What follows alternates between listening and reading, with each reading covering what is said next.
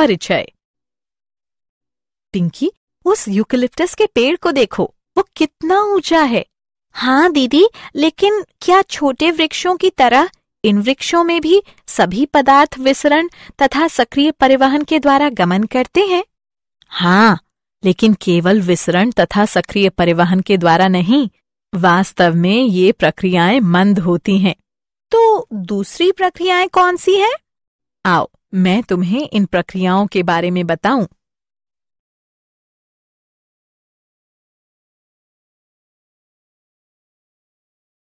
उद्देश्य। इस पाठ के अंत में आप निम्न करने में सक्षम हो जाएंगे। सामूहिक या थोक प्रवाह प्रणाली को परिभाषित करना, एपोप्लास्ट और सिम्प्लास्ट पथों की व्याख्या करना, मूल दाब सिद्धांत का वर्णन करना, वाष्पोत्सर्जन खिंचाव सिद्धांत का वर्णन करना, वाष्पोत्सर्जन प्रक्रम की व्याख्या करना।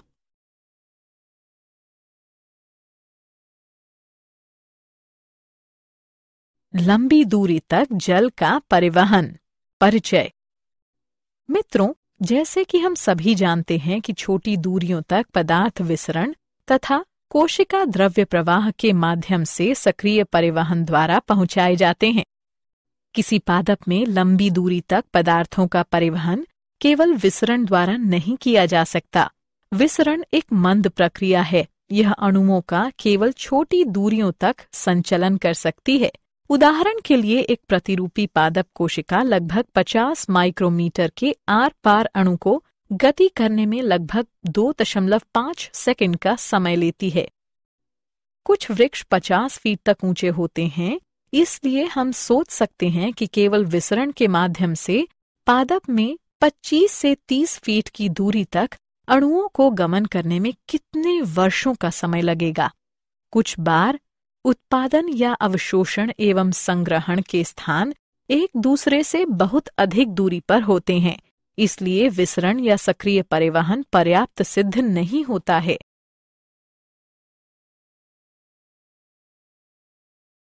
सामूहिक या थोक प्रवाह प्रणाली। ऊंचे वृक्षों में लंबी दूरी का विशिष्ट परिवहन तंत्र आवश्यक हो जाता है ताकि पदार्थ लंबी दूरियों तक एवं अधिक तेज गति से पहुंचाए जा सकें। जल एवं खनिज तथा खाद्य तत्व सामूहिक या थोक प्रवाह प्रणाली द्वारा परिवहन करते हैं। सामूहिक या थोक प्रवाह में पदार्थों का एक स्थान से अन्य स्थानों तक परिवहन दो बिंदुओं के बीच दाब में भिन्नता होने के कारण होता है। सामूहिक प्रवाह की यह विशेषता है कि पदार्थ चाहे घोल हो या निलंबन नदी के प्रवाह की तरह ही बहता है। यह विसरण की अपेक्षा भिन्न प्रकार का होता है, जिसमें विभिन्न पदार्थ अपनी सांद्रता प्रवणताओं के अनुसार स्वतंत्र रूप से ले जाए जाते हैं। थोक प्रवाह को धनात्मक जलीय दाब प्रवणता, उदाहरण के लिए बाग का हौज, या ऋणात्मक जलीय दाब प्रवणता जैसे पुआल के द्वारा चूषण के द्वारा प्राप्त किया जा सकता है। पादपों के संवहनी ऊतकों के द्वारा पदार्थों की थोक या सामूहिक गति को स्थानांतरण कहते हैं। उच्च पादपों में बहुत ही अधिक विशिष्टीकृत संवहनी ऊतक जाइलम और फ्लोएम होते हैं।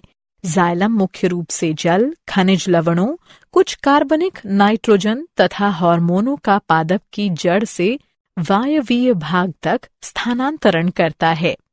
फ्लोएम पादपों की पत्तियों से विविध प्रकार के कार्बनिक तथा अकार्बनिक विलयनों को पादपों के विभिन्न भागों तक मुख्यतः स्थानांतरित करता है।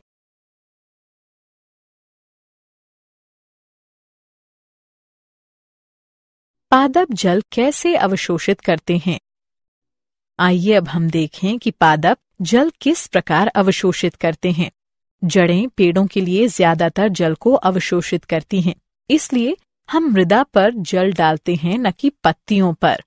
जल एवं खनिज तत्वों के अवशोषण का दायित्व मुख्यतः मूल रोमों का होता है, जो जड़ों के अग्र सिरों पर लाखों की संख्या में मौजूद होते हैं। मूल रोम पतली भित्ति वाले जड़ अधिचर्म के महीन विस्तार होते हैं। इनकी कोशिकाएं अवशोषण हेतु उपलब्ध पृष्ठ क्षेत्रफल का काफी विस्तार कर देती हैं। जल खनिज विलय के साथ मूल रोम से होकर शुद्ध रूप से विसरण प्रक्रिया के माध्यम से अवशोषित कर लिया जाता है। एक बार जब जल का अवशोषण मूल रोम द्वारा कर लिया जाता है तो यह जड़ों की परतों में गहराई तक 2 विशिष्ट पथों से होकर जाता है, एपोप्लास्ट पथ तथा सिम्प्लास्ट पथ। आइए इनमें से प्रत्येक के बारे में विस्तार से जानें।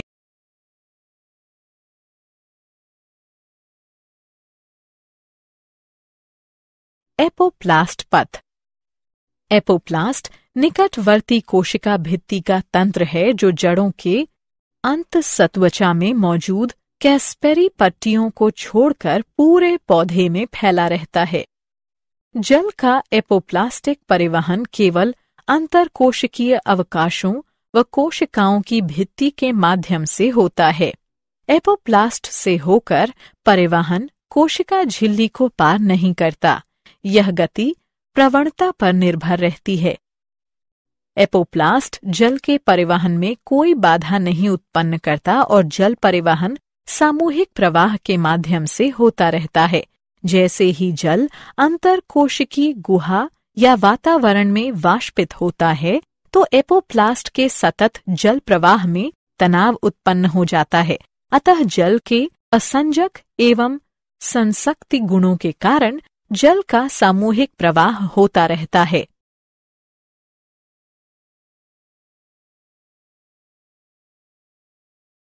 सिम्प्लास्ट पथ। सिम्प्लास्ट पथ एक अन्य पथ है। सिम्प्लास्ट तंत्र अंतः संबंधित जीव द्रव्य का तंत्र है। निकटवर्ती कोशिकाएं कोशिका लड़ी से जुड़ी होती हैं जो जीव द्रव्य तंतु तक विस्तृत रूप से फैली रहती हैं। जल कोशिका झिल्ली में होकर कोशिकाओं में प्रवेश करता है, इसलिए इसकी गति अपेक्षाकृत मंद रहती है। गति से विभव प्रवणता होती है।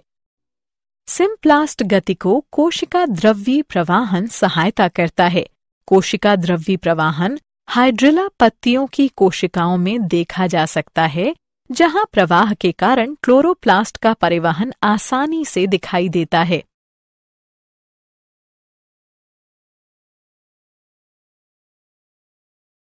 एपोप्लास्ट और सिम्प्लास्ट पथ। जड़ों में अधिकतर जल प्रवाह एपोप्लास्ट के माध्यम से उत्पन्न होता है। चूंकि वल्कुट कोशिकाएं शिथिलतापूर्वक आबद्ध होती हैं, अतः ये जल की गति में कोई प्रतिरोध उत्पन्न नहीं करती। हालांकि वल्कुट की आंतरिक सीमा अंतःसत्वचा जल के लिए अवप्रेशय होती है, जिसका कारण कैस्पेरी पट्टी कहलाने वाली सुवेरिनमय मैट्रिक्स होती है। जल के अणु इस परत को पार नहीं कर पाते, इसलिए वे असुवेरिनमय कोशिका भित्ति क्षेत्र की ओर पुनः झिल्लिका के माध्यम से कोशिकाओं में भेज दिए जाते हैं। इसके बाद जल सिम्प्लास्ट द्वारा गतिशील होता है और जाइलम की कोशिकाओं तक पहुंचने के लिए पुनः झिल्ली को पार करता है।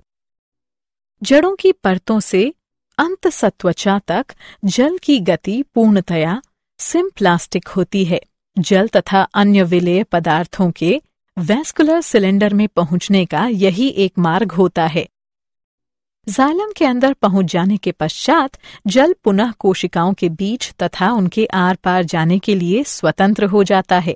नई जड़ों में जल सीधे जाइलम वाहिकाओं तथा या वाहिनिकाओं में प्रवेश करता है। ये निर्जीव नालियां हैं जो एपोप्लास्ट का हिस्सा होती हैं। क्या आपको पता है कि कुछ पौधों में अतिरिक्त संरचनाएं जुड़ी होती हैं जो उन्हें जल एवं खनिजों के अवशोषण में सहायता करती हैं? माइकोराइजा मूल तंत्र के साथ कवक का सहजीवी संगठन होता है। फफूंदी या कवक के तंतु नई जड़ों के आसपास नेटवर्क बनाते हैं या वे मूल कोशिकाओं में प्रवेश कर जाते हैं। कवक तंतु का एक बड़ा व्यापक पृष्ठीय क्षेत्र होता है जो मृदा से खनिज आयनों और जल को उससे अधिक मात्रा में अवशोषित कर लेता है जितना संभवतः जड़ नहीं कर सकती। ये कवक जड़ों को जल और खनिज उपलब्ध कराते हैं, जिसके बदले में जड़ें माइकोराइजा को शर्करा तथा नाइट्रोजन युक्त यौगिक उपलब्ध कराती है। कुछ पादपों में माइकोराइजा से सहयोग आवश्यक होता है। उदाहरण के लिए चीड़ के बीज माइकोराइजा की उपस्थिति के बिना न तो अंकुरित हो सकते हैं और न ही स्थापित हो सकते हैं।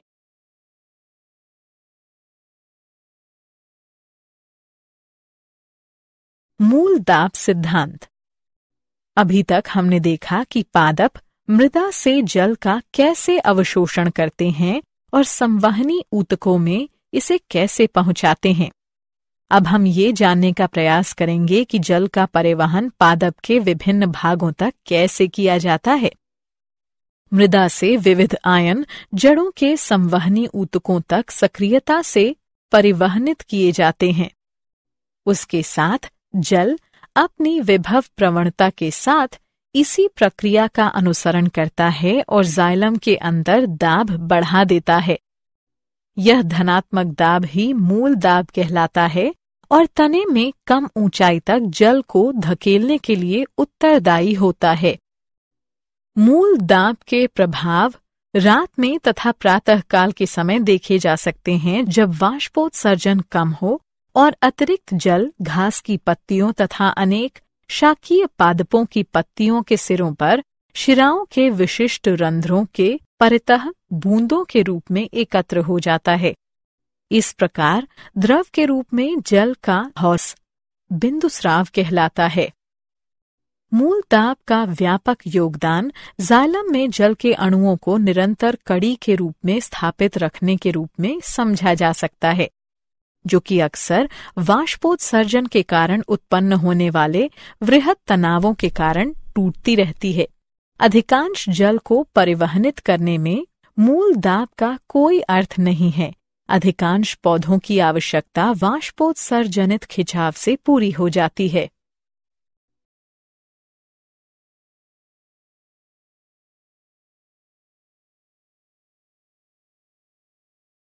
वाष्पोत्सर्जन खिंचाव सिद्धांत। एक अन्य सिद्धांत अर्थात वाष्पोत्सर्जन खिंचाव सिद्धांत में अधिकांश अनुसंधानकर्ता इस बात पर सहमत हैं कि पौधों द्वारा जल मुख्यतः खींचा जाता है और पत्तियों से होने वाला वाष्पोत्सर्जन इस खिंचाव प्रक्रिया की संचालन शक्ति होता है। इसे जल परिवहन का संसर्जन तनाव वाष्पोत्सर्जन खिंचाव मॉडल भी कहा जाता है। पादपों में जल अस्थायी होता है। प्रकाश संश्लेषण तथा वृद्धि के लिए पत्तियों में पहुंचाने वाले जल के 1% से भी कम भाग का उपयोग किया जाता है। जल की अधिकतर मात्रा पत्तियों के रंध्रों द्वारा उड़ जाती है। जल की यह क्षति वाष्पोत्सर्जन कहलाती है।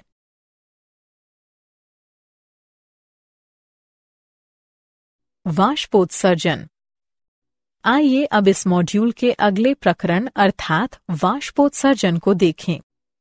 वाष्पोत्सर्जन पादपों द्वारा जल को वाष्प रूप में परिवर्तित करने के कारण होने वाली हानि है। यह मुख्यतः रंध्रों से होता है जो पत्तियों पर पाए जाते हैं। वाष्पोत्सर्जन में जल वाष्प की हानि के अतिरिक्त पत्तियों में छोटे छिद्रों जो रंध्र कहलाते हैं के द्वारा ऑक्सीजन एवं कार्बन डाइऑक्साइड का विनिमय भी होता है। सामान्यतः ये रंध्र दिन के समय खुले रहते हैं और रात के समय बंद हो जाते हैं। रक्षक कोशिकाओं की स्फीति में परिवर्तन रंध्रों के खुलने व बंद होने का मुख्य कारण है। प्रत्येक रक्षक कोशिका की आंतरिक भित्ति रंध्र छिद्र की तरफ काफी मोटी एवं प्रत्यास्थ होती है। जब रंध्र को घेरने वाली 2 रक्षक कोशिकाओं में स्फीति दाब बढ़ता है तो पतली बाहरी भित्तियां बाहर की ओर उभरती हैं तथा आंतरिक भित्ति को अर्धचंद्राकार स्थिति में आने के लिए बाध्य कर देती हैं। रंध्र छिद्र के खुलने में रक्षक कोशिका की भित्तियों में उपस्थित सूक्ष्म सूत्राभ की दिशा भी सहायता करती है। सेलुलोज सूक्ष्म सूत्राभ का अभिविन्यास अनुदैर्ध्य के बजाय अरीय क्रम से होने के कारण रंध्र छिद्र के लिए खुलना आसान हो जाता है। जब जल हानि के कारण रक्षक कोशिका की स्फीति या जल तन्यता खत्म हो जाती है तो तन्य आंतरिक भित्तियां अपनी मूल स्थिति में फिर से वापस आ जाती हैं। फिर रक्षक कोशिकाएं शिथिल पड़ जाती हैं और रंध्र छिद्र बंद हो जाते हैं। सामान्यतः एक पृष्ठधारी प्रायः द्विबीजपत्री पत्ती के निचली ओर अधिक संख्या में रंध्र होते हैं, जबकि एक द्विपार्श्विक प्रायः एक बीजपत्री पत्ती में ये दोनों पृष्ठों पर लगभग बराबर संख्या में होते हैं। वाष्पोत्सर्जन अनेक बाह्य कारकों द्वारा प्रभावित होता है, जैसे कि तापमान, प्रकाश, आर्द्रता, पवन की गति आदि। रंध्रों की संख्या तथा वितरण, खुले रंध्रों का प्रतिशत, पौधों में पानी की उपस्थिति तथा वितान रचना आदि वाष्पोत्सर्जन को प्रभावित करने वाले अन्य पादप कारक हैं।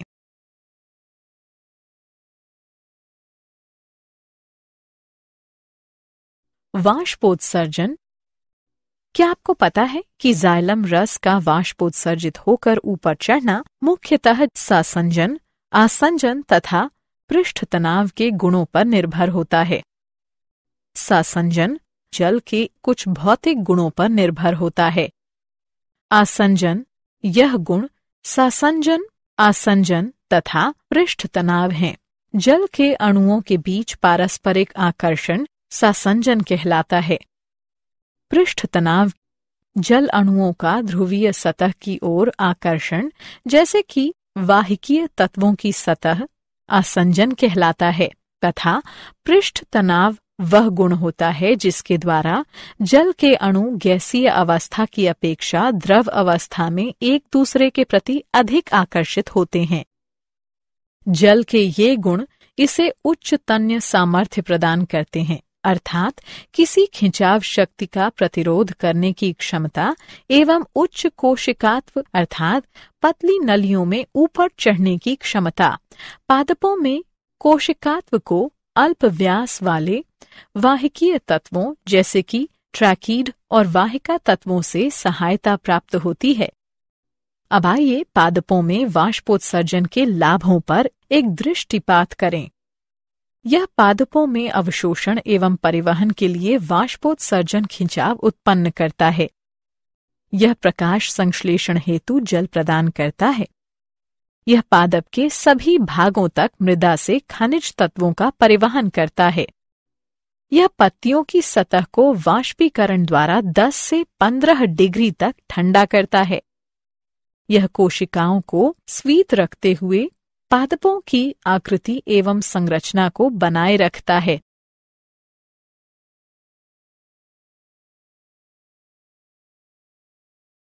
सारांश।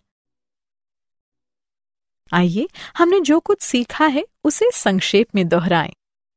किसी पादप में लंबी दूरी तक पदार्थों का परिवहन केवल विसरण द्वारा नहीं किया जा सकता। विसरण एक मंद प्रक्रिया है। यह अणुओं का केवल छोटी दूरियों तक संचलन कर सकती है। सामूहिक या थोक प्रवाह में पदार्थों का एक स्थान से अन्य स्थानों तक परिवहन दो बिंदुओं के बीच दाब में भिन्नता होने के कारण होता है। पादपों के संवहनी ऊतकों के द्वारा पदार्थों की थोक या सामूहिक गति को स्थानांतरण कहते हैं। जाइलम मुख्य रूप से जल, खनिज लवणों, कुछ कार्बनिक नाइट्रोजन तथा हार्मोनों का पादप की जड़ से वायवीय भाग तक स्थानांतरण करता है। फ्लोएम पादपों की पत्तियों से विविध प्रकार के कार्बनिक तथा अकार्बनिक विलयनों को पादपों के विभिन्न भागों तक मुख्यतः स्थानांतरित करता है। एक बार जब जल का अवशोषण मूल रोम द्वारा कर लिया जाता है तो यह जड़ों की परतों में गहराई तक दो विशिष्ट पथों से होकर जाता है, एपोप्लास्ट पथ तथा सिम्प्लास्ट पथ।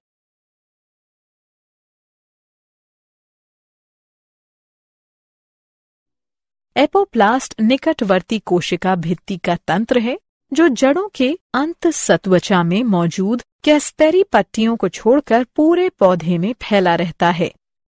सिम्प्लास्ट तंत्र अंतः संबंधित जीव द्रव्य का तंत्र है। सिम्प्लास्ट गति के दौरान जल कोशिकाओं से उनके कोशिका द्रव्य से होकर गमन करता है। अंतरकोशिकीय गमन प्लाज्मोडेस्माटा द्वारा होता है। मृदा से विविध आयन जड़ों के संवहनी ऊतकों तक सक्रियता से परिवहनित किए जाते हैं। उसके साथ जल अपनी विभव प्रवणता के साथ इसी प्रक्रिया का अनुसरण करता है और जाइलम के अंदर दाब बढ़ा देता है। यह धनात्मक दाब ही मूल दाब कहलाता है और तने में कम ऊंचाई तक जल को धकेलने के लिए उत्तरदायी होता है। पौधों द्वारा जल मुख्यतः खींचा जाता है और पत्तियों से होने वाला वाष्पोत्सर्जन इस खिंचाव प्रक्रिया की संचालक शक्ति होती है। इसे जल परिवहन का ससंजन तनाव वाष्पोत्सर्जन खिंचाव मॉडल भी कहा जाता है।